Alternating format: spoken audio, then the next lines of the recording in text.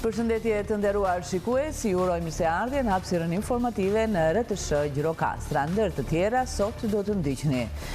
Ministri i Arsimit Mirela Kumbaro në konferencën e rektorëve për vitin 2026 njoftoi miratimin e 115 milion euro grande për universitetet publike për pagat të stafit dhe bursa për studentët, duke kërkuar më shumë transparencë në menaxhimin e fondeve. Pas së fillim vitit, Gjirokastra është kthyer qetësisë së saj të përditshme. Qyteti është pastruar në çdo cep dhe gjelbërimi po i rikthen ngjyrat jetës urbane. Ndërhyrjet në përrenjtë dhe njësitë administrative po garantojnë siguri dhe normalitet për banorët. Përmbytjet e ditëve të fundit kanë shkaktuar dëme të konsiderueshme në qytetin e Përmetit. Lagja Sede mbetet një nga zonat më të prekura ku disa banesa janë kthyer të pabanuara dhe 4 familje janë evakuuar për shkak të rrezikut të lartë. Bizneset dhe hotelierët e Gjirokastrës po punojnë për rritjen e vizitueshmërisë në pazar edhe gjatë sezonit dimëror. Në fokus të takimit ishte përmirësimi i shërbimeve, krijimi i paketave turistike për fundjavë dhe bashkëpunimi mes bizneseve dhe institucioneve për një sezon më të organizuar dhe më cilësor. Ju njohim tani më gjerësisht. Ministri i Arsimit Mirela Kumbaro në konferencën e rektorëve për vitin 2026 njoftoi miratimin e 115 milion eurove grante për universitetet publike, për pagat të stafit dhe bursa për studentët, duke kërkuar më shumë transparencë në menaxhimin e fondeve. Kumbaro kërkoi gjithashtu angazhim aktiv të universiteteve në ligjin e ri për arsimin e lartë në kuadër të integrimit europian dhe forcimit të kërkimit, inovacionit dhe ndërkombëtarizimit.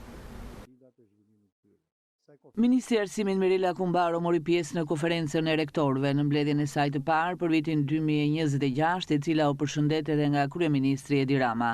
Në fjalën e saj, ministrja Kumbaro njoftoi se janë miratuar grandet për institucionet e arsimit të lartë publik përmes vendimit të bordit të Agjencisë Kombëtare të Financimit të Arsimit të Lartë, duke kërkuar edhe një raport më transparent për sa i përket natyrës se si menaxhohen këto fonde. Është një mbështetje prej rreth 11.2 miliard lek, ose e thënë në euro se na bie më kollaj, 115 milion euro si grant për mësimdhënien që ndahet në fond institucional dhe fond për mbështetjen studentore, duke mbështetur me paga rreth 5.800 personel akademik dhe administrativ në 14 universitete publike dhe mbi 12.000 student ekselent apo me nevoja sociale përmes skemës së bursave që jep qeveria shqiptare. Por duhet të di saktësisht edhe nga ju të dhëna të përditësuara, të cilat nuk duhet vinë vetëm kur i kërkojmë, por duhet të kemi një raport komunikimi të dhënash, jo vetëm kur merrni grantet, po sa fonde trashëgoni nga vitet e kaluara, sepse dihet që fondet që ju merrni nga qeveria janë fonde të trashëguara, të trashëgueshme dhe akumulohen në buxhetet tuaja. Sa janë të ardhurat që ju nxirrin nga shërbimet e treta, si mirë përdoren ato në interes të përbashkët. Ky funksionimi si e në komunikimi na bën që të jemi dhe më efikas, por dhe të mbështesim më shumë në përdorimin e fondeve publike. Nga ana tjetër, dua të shtoj që përmes Agjencisë Kombëtare të Kërkimit Shkencor, qeveria për këtë vit vë në dispozicion 7 milion euro për kërkim shkencor dhe për infrastrukturë shkencore. Mëtej, gjatë fjalës së saj, ministrja Kumbaro u ndal tek problematikat lidhur me kërkimin shkencor. Duke pasur parasysh specificitetin që ka kërkimi shkencor, që nuk është një shërbim si gjithë të tjerat. Gjithashtu edhe duke përfshirë mekanizma si angazhimi shumë vjeçar i fondeve për projekte dhe pajisje, duke mos mbetur peng i vitit fiskal, pasi universitetet funksionojnë më së shumti me vit akademik, buxheti i shtetit funksionon me vit fiskal. Mundësi transferimi të fondeve nga një vit në tjetrin dhe auditim të bazuar në risk dhe justifikim shkencor. Pasi shpeshherë na rezulton që të vetë universitetet për shkak të vonesave burokratike që mund të jenë në përligje, bllokohen në proceset e tyre duke kryer investime kërkimore të fragmentizuara. Dhe nga ana tjetër do duhet që të kemi, siç e thash, një ristrukturim. Kjo është detyra jona të Agjencisë Kërkimit Shkencor dhe të Inovacionit për të përgjigjur trendeve të reja. Shqipëria po përgatitet në mënyrë të qëndrueshme për procesin e integrimit në Bashkimin Evropian, duke u fokusuar fort te ndërkombëtarizimi i universiteteve dhe përfshirja e tyre në projekte dhe rrjete akademike europiane. Kapitulli 25 dhe kapitulli 26, i pari për kërkimin shkencor, i dyti për arsimin, janë dy kapitujt e parë që do të mbyllen në muajin mars, për cilat është bërë një punë shumë e madhe nga ministria, por edhe me kontributin tuaj. Dhe deri tani avancimi është shumë i kënaqshëm dhe jemi në hapat e fundit të finishit për të mbyllur. Por nuk mbaron, vetëm këtu fillon ajo që është angazhimi ynë i madh, që ato pak element që përmendam parë dhe më vonë, sigurisht pa të drejtë vote do kërkoj edhe më tej gjatë diskutimit tuaj të shkëmbejmë, do të kemi një punë shumë të madhe për të bërë. Vetëm kështu institucionet e arsimit lartë mund të kontribuojnë realisht në zhvillimin ekonomik, social dhe teknologjik të vendit. Ministri i Arsimit Mirela Kumbaro kërkoi nga universitetet që të jenë një zë aktiv në ligjin e ri për arsimin e lartë, në mënyrë që të reflektojë një realitet të përmirësuar për të gjithë aktorët. E kam pritur dhe ende po pres me shumë padurim për ta nisur sa më parë opinionet tuaja, duke nisur një proces jo nga lart poshtë, pra jo nga aparati administrativ i ministrisë si një tekst që ju vjen pastaj si produkt i gatshëm, por përkundrazi t'jeni ju që jepni si thosh përshtypjen e parë, inputin e parë në ndryshimet që ju mendoni se duhet të bëhen për të përmirësuar jo thjesht jetën akademike, por sidomos cilësinë asaj që duam që të ketë arsimi i lartë. Në konferencën e rektorëve ishin pjesëmarrës 40 rektorë të universiteteve publike dhe jo publike. Pas stuhisë fillim vitit, Gjirokastra është kthyer qetësisë së saj të përditshme. Qyteti është pastruar në çdo cep dhe gjelbërimi po i rikthen në ngjyrat e jetës urbane. Ndërhyrjet në përrejt dhe njësitë administrative po garantojnë siguri dhe normalitet për banorët. Sot Gjirokastra jeton sërish e fortë, e bukur dhe mikpritse. Pas ditëve të vështira që solli stuhia e fillim vitit, Gjirokastra është rikthyer normalitetit të plot. Strukturat e emergjencave, bashkia, forcat e armatosura punuan pa ndërprerje për pastrimin dhe sistemimin e qytetit, duke rikthyer jetën në çdo cep. Rrugët, sheshet dhe zona turistike janë tashmë të pastruara, ndërsa ka nisur edhe mbjellja e luleve dhe gjelbërimit, si simbol i ringritjes dhe rikthimit të gjallërisë në qytetin e Gurë. Banorët janë rikthyer përditshmërisë, ndërsa turistët vijojnë të admirojnë bukurinë dhe historinë e Gjirokastrës.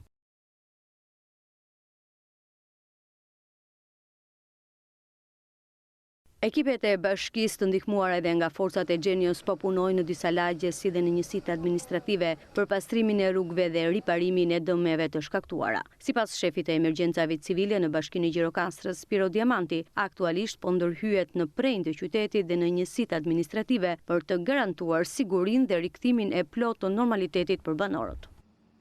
Sot jemi në një situatë shumë komode. Jemi duke kryer veprimet e fundit në rrugët e dyta të qytetit dhe në dy fshatra, kryesisht në zonën e Lunxhërisë, të cilat akoma nuk kanë mbaruar punimet për rindërtimin e rrugëve të tyre. Do vijojmë ditët e ardhshme të zbankojmë materialin nga të gjitha pritat malore të qytetit të Gjirokastrës, nga çdo metër linear i shtratit të çdo proje në Bashkinë e Gjirokastrës do hiqet dhe lopata e fundit me inerte.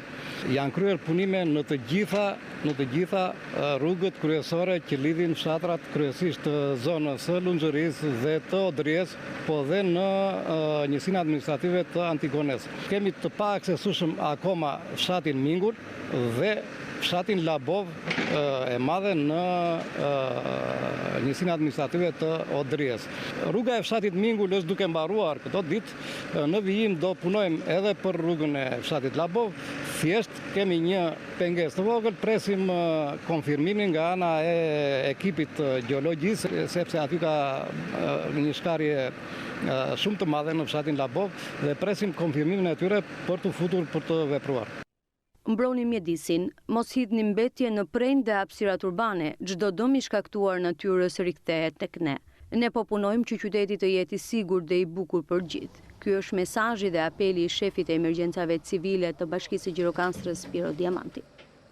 Thirrje të gjithë qytetarëve, nëse do të dalin dhe do të shikojnë shtratin e projit të Ficos, do të konstatojnë që aty ka dalë guri, si asnjëherë tjetër.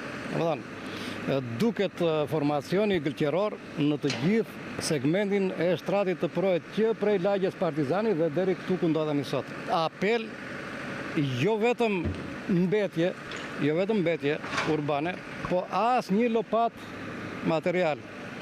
Ai që hedh këtë tutje, qoftë edhe një karroc, qoftë edhe një lopat materiale inerte, do të penalizohet. Stuhia e 6 janarit mbetet vetëm një kujtimi së shkuarës, ndërsa Gjirokastra shkëlqen sërisht. Me punën e përbashkët të qytetarëve dhe strukturave lokale, qyteti i Gurt po rifiton jetën dhe bukurinë e tij, duke treguar se edhe pas sfidave më të vështira, shpirti i tij nuk kthehet asnjëherë. Përmbytjet e ditëve të fundit kanë shkaktuar dëme të konsiderueshme në qytetin e Përmetit. Lagja Sede mbetet një nga zonat më të prekura, ku disa banesa janë kthyer në të pabanuara dhe 4 familje janë evakuuar për shkak të rrezikut të lartë. Ndërkohë, autoritetet vendore dhe banorët po punojnë për normalizimin e situatës.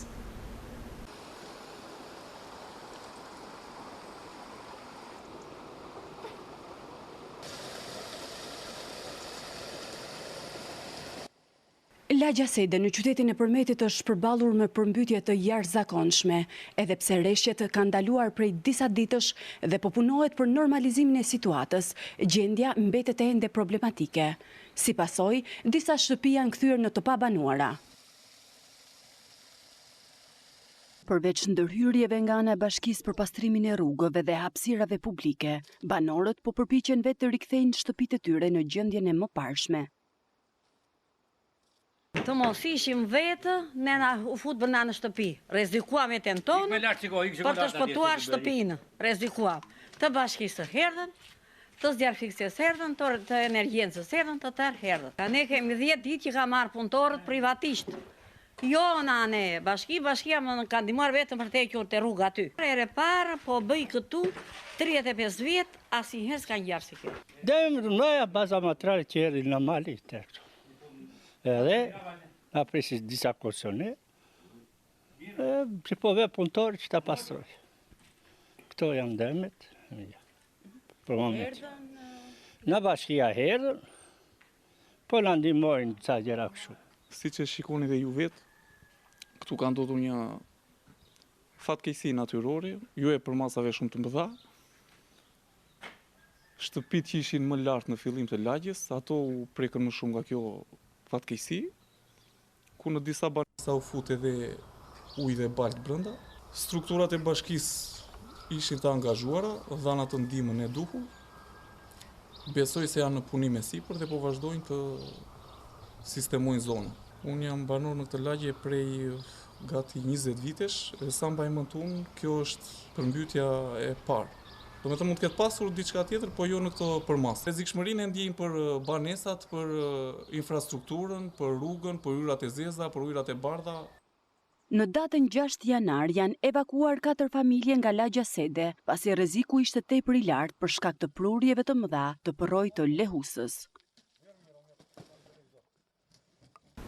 Të gjitha banesat në Shqipëri do të jenë të detyruara të sigurohen ndaj dëmeve nga tërmetet, sipas një projekt ligji të ri të qeverisë. Masa e sigurimit do të vendoset me vendim të Këshillit të Ministrave, teksa parashikohen edhe përjashtime për shtresat në nevojë. Ekspertët e sigurimeve janë pro këtij drafti, por sipas tyre, përfshirja e fatkeqësive të tjera si përmbytja apo zjarret është e domosdoshme. Projekt ligji për sigurimin e detyrueshëm të banesave nga tërmetet është mirëpritur nga ekspertët, por ata sugjerojnë përfshirjen edhe të sigurimit nga përmbytjet dhe zjarret në një ligj të vetëm. Përveç parimisht që ne kemi përshëndetur sepse edhe vendet e tjera janë detyruar në kushtet e tilla të ndryshimeve shumë të mëdha klimaterike që po ndodhin, të adaptojnë të kenë një ligj të tillë.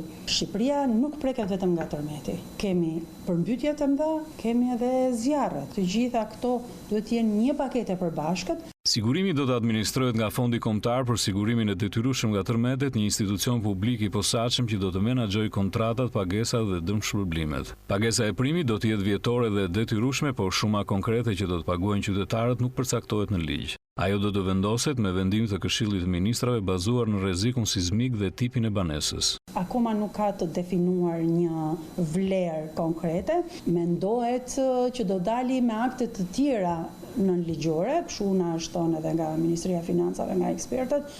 Drafti parashikon që shtresat sociale në nevojë, banesat sociale dhe familjet në proces legalizimi të mos e përballojnë vetë koston pasi primi do të financohet nga buxheti i shtetit ose nga njësitë vendore. Detyrimi përfshin edhe njësitë brenda banesave që përdoren për zyra apo aktivitete ekonomike, ndërsa përjashtohen ndërtesat e përkohshme dhe ato të ndërtuara me materiale tradicionale. Në rast të një tërmeti, dëmshpërblimi do të mbulojë vetëm dëmet strukturore të banesës, jo mobilimin apo humbjet ekonomike dhe do të paguhet brenda 3 muajve nga plotësimi i dokumentacionit. Por ligji parashikon edhe masa shtrënguese për ata që nuk i lidhin kontratat e sigurimit, duke kufizuar aksesi në shërbime si Kadastra i Albania dhe Qendra Kombëtare e Biznesit. Bizneset dhe hotelierët e Gjirokastrës po punojnë për rritjen e vizitueshmërisë në pazar edhe gjatë sezonit dimëror. Në fokus të takimit ishte përmirësimi i shërbimeve, krijimi paketave turistike përfundjavë dhe bashkëpunimi mes bizneseve dhe institucioneve për një sezon më të organizuar dhe cilësor. Zhvillimi i turizmit dhe përmirësimi i shërbimeve në pazarin e Gjirokastrës ishin në fokus të një takimi mes administruesve të bizneseve të zonës. Rreth 20 përfaqësues të sektorit hoteleri turizëm diskutuan problematikat e sezonit të kaluar dhe hapat që duhen ndërmarrë për rritjen e cilësisë së ofertës turistike. Qëllimi është që të krijojmë një harmoni dhe mirë funksionim të atyre që ka nevojë turisti, pse jo dhe ndërtimit të një marke, atë që ne themi gjithmonë Made in Gjirokastra, duke karakterizuar tiparet tona dalluese që kemi. Po kjo duhet të arrihet nëse krijohet një standard të cilin turisti e ka të domosdoshëm. Dhe ky standard është një kompleks gjëra që ne duhet i përmirësojmë dhe duhet të kërkojmë edhe nga institucionet bizbatuese funksionimin e tyre, gjë e cila në këto 2-3 vitet e fundit ka lënë shumë për të dëshiruar. Sezoni dimrit lë shumë për të dëshiruar. Mendojmë të ndërtojmë paketa ofertuese duke bashkëvepruar edhe me fshatrat për të krijuar një atmosferë argëtuese, pse jo dhe diçka të veçantë që ata të shikojnë ndryshe. Gjatë takimit u diskutua gjithashtu për zhvillimin e turizmit dimëror, standardizimin e shërbimeve dhe krijimin e paketave turistike veçanërisht për fundjavat. Para 8 muajsh ne kemi bërë një studim, kemi bërë dhe një relacion, është quar të KRSH-ja qendrore në Tiranë, nuk ka marrë zgjidhje nga Google-i. E kemi bërë këtë deri para 8 muajsh. Se ç'ndodh tani në 2026 nuk di të them. Pazari sot që flasim është i mbyllur. 80% është i mbyllur. Ky është një problem. Strategjitë e turizmit nuk bëhen tani për pastaj. Nuk bëhen tani, hajtë krijojmë paketa në dimri, në fund të janarit, data 15 janar, krijojmë paketa dimri mbaron në mars. Strategjitë e turizmit janë më afatgjata se kaq. Janë ato që themi gjithmonë edhe problemet që themi gjithmonë, por që nuk marrin asnjëherë zgjidhje.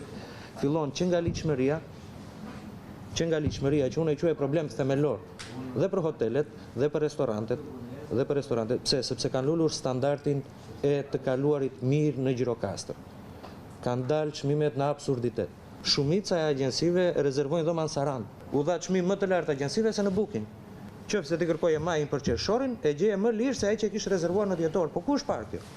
Takimi u mbyll me kërkesën për vijimin e dialogut mes bizneseve dhe institucioneve, me synim që sezoni i ardhshëm turistik të jetë më i organizuar dhe më cilësor për vizitorët. Si rezultati i bashkëpunimit të Drejtorisë së Përgjithshme të Shërbimeve të Transportit Rrugor, Agjencisë Kombëtare të Shoqërisë së Informacionit dhe sektorit bankar, pagesa e taksës automjeteve mund të kryhet tashmë 100% online përmes platformës e-Albania. Qytetarët mund ta realizojnë pagesën lehtësisht me çdo kartë bankare, krediti apo debiti nga telefoni ose kompjuteri, pa qenë e nevojshme paraqitja fizike në sportelet e shërbimit. Taksi automjeti tani mund të kryhet 100% online përmes portalit e-Albania me çdo kartë, banke, krediti apo debiti. Sipas njoftimit nga Drejtoria e Përgjithshme e Shërbimeve të Transportit Rrugor, procedura mund të kryhet në mënyrë të shpejtë e të sigurt nga telefoni dhe kompjuteri. Fal këtij shërbimi përfitojnë 770.000 zotërues automjetesh. Ky shërbim digital përfaqëson një hap të rëndësishëm drejt modernizimit të shërbimeve publike dhe lehtësimit të proceseve për qytetarët, duke ofruar një procedurë të shpejtë, të sigurt dhe të aksesueshme nga telefoni apo kompjuteri, përfitime konkrete për qytetarët. Fal këtij shërbimi, rreth 770.000 zotues mjetesh përfitojnë lehtësira të matshme të përkthyera në 282.975.000 lek të kursyeera si rezultat i eliminimit të paraqitjes fizike. 56.146 ditë pune të fituara, duke shmangur kohën e pritjes dhe udhëtimit për kryerjen e shërbimit. 1.617.000 litra karburant të kursyera me ndikim të drejt për drejt ekonomik dhe mjedisor. Ky shërbim është rezultati bashkëpunimit mes DPSHTR-s, Agjencisë Kombëtare të Shoqërisë së Informacionit dhe sektorit bankar, me qëllim zgjerimin e shërbimeve digjitale dhe përmirësimin e përvojës së qytetarëve. Syni mbetet ofrimi i shërbimeve publike më të thjeshta, më të aksesueshme dhe më pranë qytetarëve, duke reduktuar kostot, kohën dhe burokracinë. Për më shumë informacion mbi shërbimin, qytetarët mund të vizitojnë platformën e-Albania, thot njoftimi. Saranda me plazhet me ujë të kristalt dhe monumentet arkeologjike dhe natyrore vijon të tërheqë një numër të lartë turistësh vendas dhe të huaj. Gjatë vitit që lan pas, porti i Sarandës, i cili është porta hyrëse e Bregdetit, ka përpunuar një numër të lartë udhëtarësh. Nga janari deri në dhjetor të 2025-s në port janë përpunuar 754.686 udhëtar, 21.8% më shumë se vitit 2024, i cili shënoi 619.444 udhëtar. Gjatë kësaj periudhe në port kanë hyrë 373.266 udhëtar dhe kanë dalë 381.420. Me tragetet, kroçera dhe anije turistike që kanë mbërritur nga Korfuzi në Sarandë, numri udhëtarëve, përfshirë këtu edhe turistët ditor, ka shënuar shifra të larta, sidomos në muajt qershor-shtator.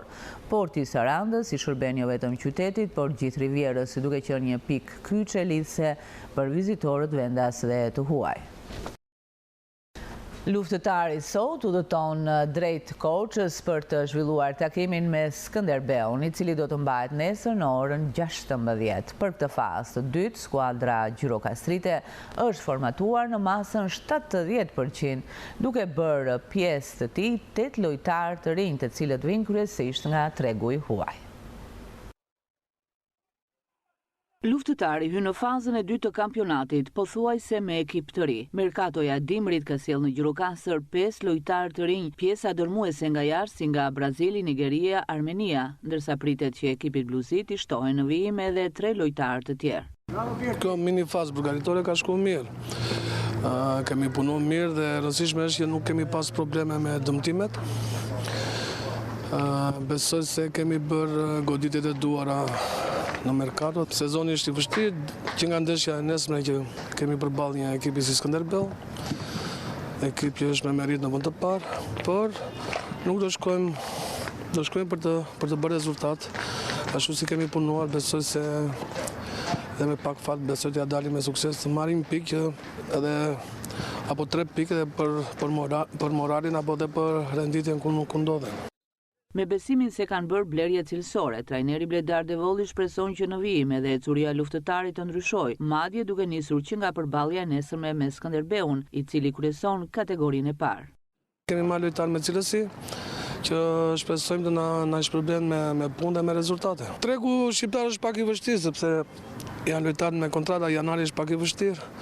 Janë lojtar me kontrata, sidomos tregu shqiptar, me lojtar të huaj jemi munduar. Edhe besoj se kemi marrë lojtar me cilësi, që shpresojmë të na ndihmojnë në objektivin që kemi, minimumi shpëtimit ligës. 70% e ekipit besoj se është i ri. Kemi për momentin janë 5 lojtar, presim në 2-3 lojtar, që prandaj po them që pak ta lojtarë që edhe me cilësi, sepse na nevojit e cilësi, që të bëjnë diferencën nga ata që kemi pas, dhe besoj kemi bërë goditjet e duara dhe shpresojmë që na shpërblen me punë edhe me rezultate. Luftëtari e mbylli fazën e parë të kampionatit në vendin e 11 me 11 pikë. Supermarketi Stop & Shop ka sjellë gëzim për disa familje duke shpërblyer besnikërinë e klientëve të tij. Përmes blerjeve vjetore, 10 qytetarë u bën pjesë e shorteut të organizuar nga kompania ku ndan dhurata të shumta dhe me vlerë, që nga elektroshtëpiake të ndryshme dhe deri tek çmimi kryesor që ishte një automjet. Përfaqësues të Stop & Shop theksuan se iniciativa të tilla do të vijojnë edhe në të ardhmen me synimin për të shpërblyer klientët dhe për të forcuar marrëdhënien e besimit me ta. 33 çmime ka ndarë supermarket Stop & Shop Gjirokastër gjatë shorteut të organizuar ditën e dieshme për klientët e tij besnik. Shorteu u organizua live ku shumë prej fituesve të çmimeve e morën lajmin përmes telefonatave. Përshëndetje Artin. Nga Stop & Shop të marrim. Stop & Shop. Po edhim shorteun dhe ju jeni fituesi një kupon për 100.000 lekë blerjesh. 100 lekë blerjesh për market? Po. Përshëndetje Afni. Nga Stop & Shop të marrim. Po, të sjojnë azëri. Ju jeni fituesi një telefoni. Akzosh, faleminderit juve, që jeni pjesë e Stop & Shop. Rosalinda, përshëndetje. Nga Stop & Shop të marrim. Jeni fituese një televizori. Akzosh e dashur. Alo, përshëndetje Ylli. Nga Stop & Shop ju marrim. Nga Stop & Shop ju marrim. Po. Keni fituar një lavatriçe. Faleminderit shumë. Akzosh. Tigli. Mes tyre pati edhe nga ata që ishin prezent, siç ishte edhe fituesi i çmimit të madh që për herë të parë ishte një makinë. Në radhë të parë përshëndes të gjithë stafin e supermarket Stop & Shop. Jam shumë i kënaqur në të gjitha aspektet. Këtë radhë më troki dimoj, inshallah herës tjetër të gjithë të fitojnë. Shumë faleminderit për të gjithë. Shumë faleminderit për dhuratën. Jam një klient shumë i rregullt tek Stop & Shopi, sidomos stafi njerë, kam një respekt. Gjithsesi të gjithëve ju uroj suksese dhe fituesve sa më shumë të blerje dhe sa më shumë dhuratë. Takzoni multikukerin. Lista e çmimeve të shorteut 2026 përbëhej kryesisht nga pajisje kuzhine, pajisje elektroshtëpiake, aparat celular, por edhe kupona me shumë lekësh për t'i përdorur për blerje pranë këtij supermarketi. Të gjitha këto dhurata erdhën si falënderim për klientët e tij që e kanë mbështetur në këto gati 5 vite aktivitet Stop & Shop Gjirokastër. Sot në këtë ditë shënuar organizuam këtë aktivitet dhe në 33 dhurata, dhurata më e madhe ishte hedhje një makine. Ne falenderojmë të gjithë klientët tanë besnik për mbështetjen e këtyre 5 vite që na kanë mbështetur dhe ju urojmë të gjithëve gëzuar, shëndet, mbarësi në familjet e tyre. Duke ju uruar një vit të mbarë të gëzuar, Stop & Shop falenderojmë gjithë klientën për besimin që na kanë dhënë këto 5 vite që operojmë në treg. Ndihemi të privilegjuar që çdo ditë e më shumë rritemi nëpërmjet rritjes së klientëve dhe këtë besim që na atribuohet, ne reflektojmë duke zgjedhur që përveç dhuratave të shumta që ne japim gjatë gjithë vitit, këtë vit të japim një makinë. Stop & Shop është marketi i gjithëve. Bani sy tek ne, gjëra të mëdha dhe të bukura ju presin në vijim. Stop & Shop Gjirokastër nisi aktivitetin e tij në 5 qershor të vitit 2021 dhe sot ka arritur të jetë më i përzgjedhur nga banorët gjirokastrit, jo vetëm për cilësinë e produkteve që ofron, por edhe për shërbimin maksimal ndaj kujdo që shkel për të bërë një blerje në ta.